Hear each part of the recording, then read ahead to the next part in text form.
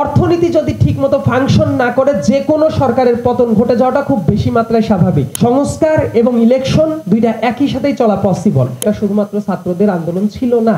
আমি নিজে এই জেনারেশন হয়েও একটা ব্যাপার খুব দৃঢ়ভাবে বিশ্বাস করি, এটা শুধুমাত্র ছাত্রদের আন্দোলন ছিল না, এটা ছিল ছাত্র জনতার গণ অভ্যুত্থান। যদি শুধু ছাত্রদের আন্দোলন হতো তাহলে 2018 সালের মতো ওই কোটাটাই মোরললেস সংস্কার হতে পারতো, কিন্তু এই ধরনের একটা ফ্যাসিবাদী রেজিমের পতন ঘটতো না। এবং একটা গণ অভ্যুত্থান তখনই সাকসেসফুল হয় যখন সমাজের সবাই অংশগ্রহণ করে, ছাত্র জনতা, নারী, পুরুষ প্রত্যেকেই। এবং আরেকটা ব্যাপার একটু বলে রাখাটা ভালো, পরে আলোচনার সাথে রিলেভেন্ট হবে। অনেকেই এই ব্যাপারটাকে আন্দোলন হওয়ার পরে, এই আন্দোলন যখন চলছিল তার আগে তাদেরকে কখনো বিপ্লব বিপ্লব এই টাইপ হাইপ তোলা দেখি নাই।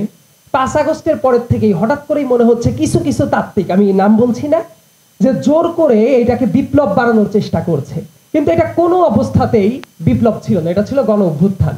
এবং এই সংজ্ঞায়নের দিকে জোর করে যখন গণ অভ্যুত্থানকে বিপ্লব বানানোর চেষ্টা করছে, অনেক অস্থিরতা তারা তৈরি করে দেওয়ার পরিকল্পনা করছে। কিন্তু এই অস্থিরতাগুলো আলটিমেটলি বাংলাদেশে প্র্যাকটিক্যাল কিনা সেটা তারা বোধহয় তাদের তাত্ত্বিক লেন্সে বুঝতে পারে না। এই জন্য বিভিন্ন জায়গায় অনেক আলোচনায় অনেক ডিস্টারবেন্স ক্রিয়েট হয়।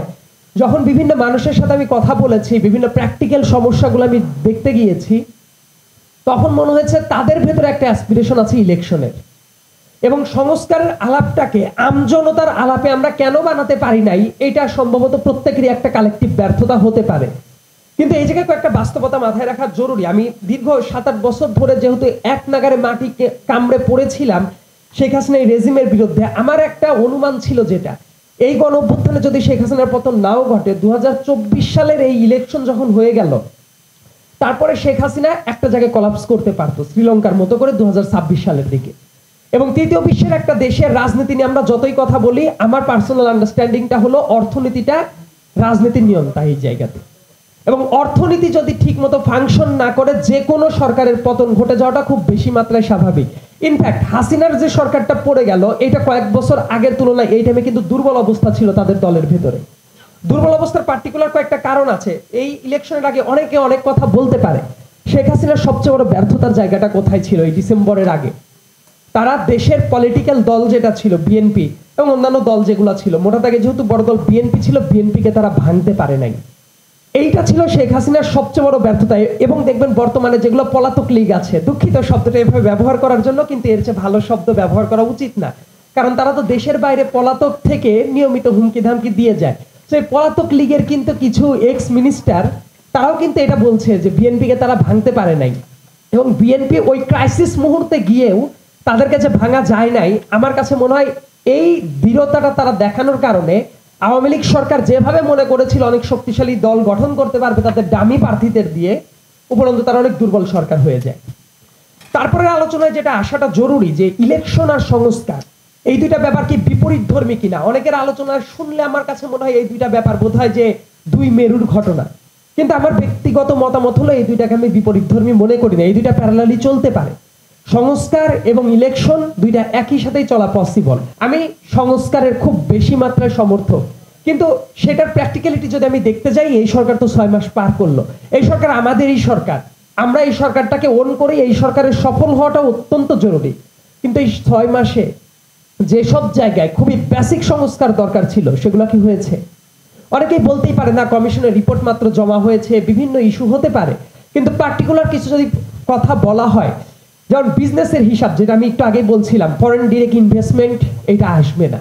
অনেক জায়গা থেকে আশ্বাস আসতে পারে, কিন্তু পলিটিক্যাল স্ট্যাবিলিটি ছাড়া কেউ এসে ইনভেস্ট করবে না। আপনারা যদি বিজনেসম্যান হন, আপনিও এই টাইমে ইনভেস্ট করবেন না। দেশের বড় বড় যত বিজনেস গ্রুপ আছে প্রত্যেকের কাছে ডাটা নেন, তাদের অবস্থাটা কি, তারা দেখবেন যে তাদের সবকিছু ফ্রিজ করে রেখেছে, যে কোনো পলিটিক্যাল গভর্নমেন্ট আসার আগ পর্যন্ত এই কাজটা হবে না। আমি বয়সে আপনাদের চেয়ে অনেক ছোট, কিন্তু একটা ব্যাপার আমার যেটা আন্ডারস্ট্যান্ডিং আছে, 1-11 সরকার যখন থাকে, আমি বয়সে খুবই ছোট, প্রাইমারি স্কুল শেষ করছি তখন, ওই টাইমে বাংলাদেশের মানুষের ভেতরে একটা অ্যান্টি ইনকামবেন্সি ভাইব সবসময় থাকে, যে ও ক্ষমতায় ছিল তারা চলে যাচ্ছে, এতদিন পাওয়ার ছিল তারা নাই, এটা দেখতে খুবই ভালো লাগে ইনিশিয়াল স্টেজে।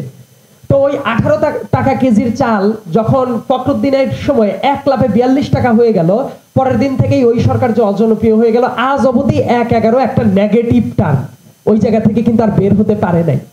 এই সরকার বাজার মূল্য যেভাবে নিয়ন্ত্রণ করার কথা ছিল সেটা কি করতে পেরেছে? রাজনৈতিক দলগুলোর অনেক সমস্যা আছে, আমি নিজে জানি। রুট লেভেলের রাজনীতিবিদরা অনেক চাঁদাবাজিতে মত্ত হয়ে পড়েছে, যা জায়গা আওয়ামী লীগের নেতাকর্মীরা করতো তারা সেটাই করছে। কিন্তু প্রবলেমটা হলো সরকারকে তো আমরা ভিজিবল দেখতে চাই। সরকার কতজনকে গ্রেপ্তার করেছে? কারওয়ান বাজারে প্রত্যেক রাতে যে চাঁদাবাজি হয় এই অভিযোগ সবাই করতে পারে, বাট এই গভর্নমেন্ট যেটা চলছে সেটা ট্যাক্স পেয়ারদের মানি দিয়ে। এই সরকার কতজনকে গ্রেপ্তার করেছে? সরকার যদি শুধু রাজনৈতিক দলগুলোর কাঁধে বন্দুক রেখে বলে রাজনৈতিক দল এইটা চায় না, ওইটা চায় না, অমুক চায় না, আমি তো এটাও দেখতে চাই ট্যাক্স পেয়ারদের মানিতে যে গভর্নমেন্ট চলছে এই সরকার কি কি পদক্ষেপ নিয়েছে। এমন কি হয়েছে যে কোনো চাঁদাবাজি করছে, কালোবাজারি করছে, সিন্ডিকেট করছে, তাদেরকে সরকার গ্রেপ্তার করছে, করার পরে রাজনৈতিক দল ছাড়াতে যাচ্ছে, এবং আমি দেখতে চাই তখন রাজনৈতিক দলকে সরাসরি ব্যাশিং করুক যে অমককে রাতের বেলায় ধরা হয়েছিল এই সিন্ডিকেটটা করার জন্য, অমক রাজনৈতিক দল এসে তদবির করছে। এটা কি সরকার করেছে?